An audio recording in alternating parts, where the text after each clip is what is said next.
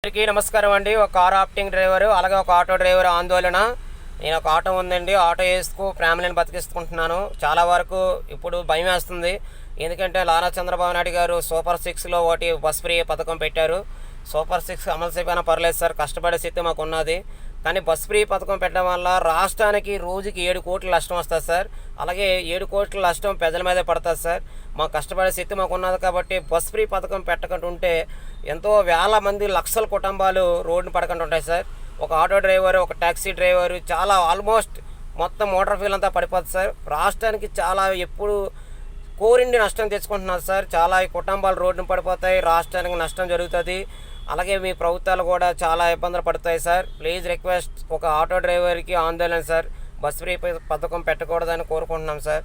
ఎందుకంటే కేసులు ఇప్పటికీ విపరీతంగా మీ ప్రభుత్వం వచ్చిన తర్వాత రాస్తున్నారు సార్. ఈ బస్ ఫ్రీ పథకం పెడితే ఇంకెలా తింటాం, ఎలా పడుకుంటాం సార్.